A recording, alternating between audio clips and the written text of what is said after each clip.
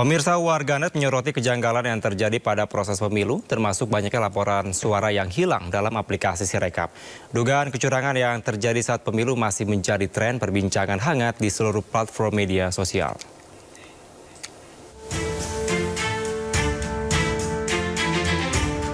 Dugaan kecurangan dalam pemilu terus mendapat sorotan. Pelanggaran demi pelanggaran menuai reaksi beragam dari banyak pihak. Bukan tanpa alasan. Sorotan muncul lantaran banyak pelanggaran terjadi. Indikasi pelanggaran terjadi sejak sebelum masa pencoblosan, mulai dari adanya intimidasi, intervensi, hingga aparat negara yang diduga tidak netral. Laporan pelanggaran juga datang saat pencoblosan digelar 14 Februari lalu. Modus yang terjadi beragam, di antaranya surat suara yang sudah tercoblos, tertukar, hingga hilang.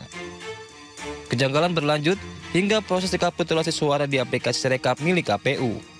Dalam tampilan sistem informasi Sirekap, formulir C hasil suara Partai Perindo di sejumlah TPS tidak ditampilkan.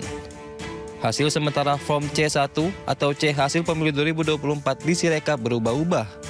Diduga suara milik ratusan caleg dari Partai Perindo dalam aplikasi sistem rekapitulasi Sirekap hilang. Diduga ada pihak-pihak yang sengaja mengubah perolehan suara partai dan caleg untuk dialihkan ke partai dan caleg lainnya.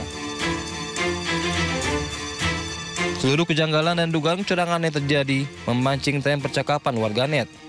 Analisis drone emprit menunjukkan pemberitaan soal isu kecurangan pemilu mendominasi percakapan di berbagai platform media sosial. Isu kecurangan yang menjadi perbincangan terbagi menjadi dua, yaitu sebelum dan setelah pencoblosan. Kecurangan sebelum pencoblosan meliputi intervensi politik, pelanggaran etika, dan penyalahgunaan wewenang di Mahkamah Konstitusi. Sementara kecurangan pasca pencoblosan berupa manipulasi suara di aplikasi Sirekap. Warganet dan masyarakat mendesak audit digital forensik segera dilakukan untuk mengungkap sengkarut pemilu 2024. Dari Jakarta, tim liputan iNews melaporkan.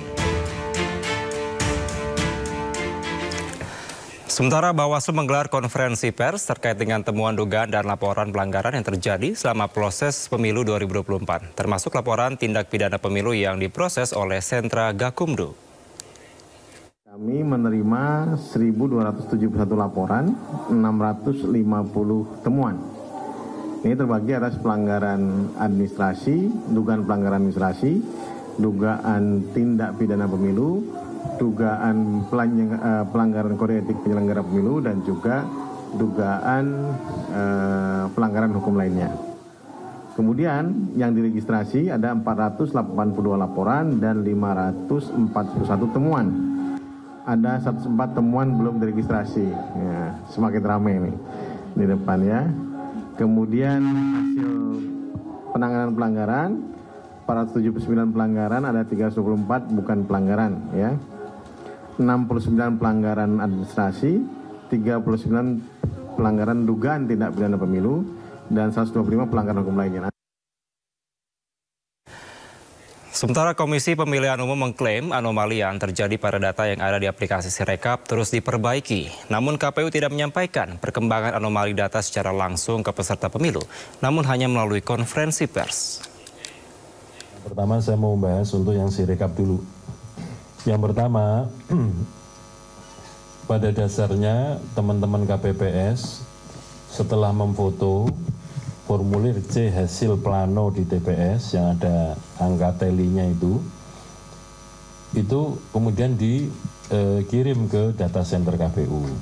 Dan kemudian dari situ dibaca oleh sistem atau Sirekap itu, dan kemudian dipublikasikan fotonya dan juga angka hasil pembacaan dari foto tersebut. Itu diupdate terus. Namun demikian, sebagaimana saya sampaikan pada tanggal 15 Februari 2024 yang lalu, baik sistem atau secara sistem sebenarnya bisa membaca kalau ada angka hasil konversinya itu anomali. Kenapa? Kalau di dalam negeri per TPS itu kan maksimal pemilih 300. Begitu ada angka perolehan lebih dari 300 pasti anomali, maka kemudian oleh sistem diklaster. Yang sudah terlanjur terpublikasi tetap terpublikasi, kemudian yang terklaster anomali kemudian kita lakukan koreksi-koreksi. Dan setiap kali ada anomali secara publik kami sampaikan melalui konferensi pers ini. Perkembangannya seperti apa sampai dengan hari ini. Jadi kami tidak memberikan informasi secara tertulis kepada peserta pemilu, baik itu partai politik, pasangan calon presiden, wakil presiden, ataupun DPD sebagai peserta pemilu. Tapi setiap perkembangan, kalau ada data anomali dan kemudian kita koreksi, selalu kami sampaikan perkembangannya lewat konferensi pers, yang siaran persnya kita sampaikan juga kepada, atau press release-nya kita sampaikan juga kepada teman-teman jurnalis. Perlakuan kami sama, semuanya juga demikian. Jadi semuanya melalui informasi publik yang kita sampaikan melalui siaran pers dan juga konferensi pers. Relawan pendukung Capres-Cawapres nomor urut 1 Anies Muhaimin dan pendukung Capres-Cawapres nomor urut 3 Ganjar Mahfud menggelar silaturahmi untuk selamatkan demokrasi Indonesia. Bapak William Hui. Pejuang relawan 01 dan 03 ini menilai perhelatan Pilpres telah mengalami kecurangan yang terstruktur, sistematis dan juga masif. Dugaan kecurangan pada pesta demokrasi dinilai telah membuat posisi negara kian memburuk dan keluar dari jalur konstitusi.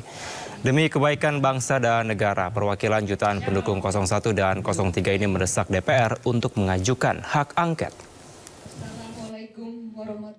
Anda kembali bersama kami di Sindo Sore. Pemirsa, Presiden Joko Widodo resmi menganugerahkan gelar Jenderal TNI Kehormatan kepada Menteri Pertahanan Prabowo Subianto. Presiden Jokowi menepis pemberian gelar Jenderal TNI Kehormatan kepada Prabowo Subianto sebagai bagian dari transaksi politik. Oleh Presiden Republik Indonesia.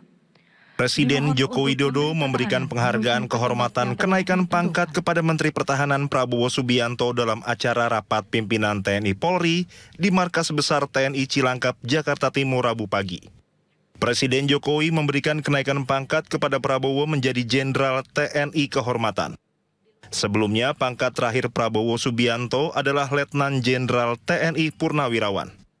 Presiden Jokowi menuturkan pemberian gelar Jenderal TNI Kehormatan kepada Prabowo Subianto karena telah berbakti kepada bangsa dan negara.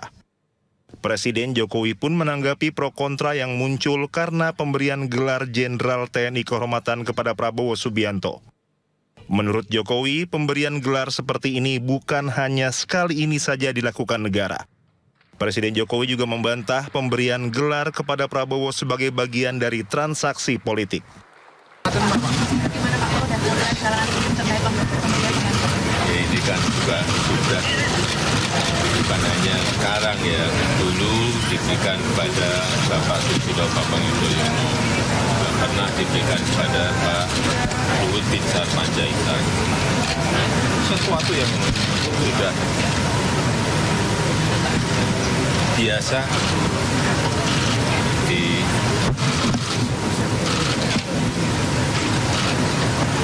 TNI maupun di Polri. Sebelumnya, penyematan Jenderal Kehormatan untuk Prabowo Subianto menuai banjir kritik dari berbagai pihak. Apalagi Prabowo tersandung kasus dugaan pelanggaran hak asasi manusia ketika masih aktif menjadi prajurit TNI yang sampai saat ini belum jelas tindak lanjutnya. Tim Liputan iNews melaporkan. Hadirin yang kami hormati, selanjutnya mari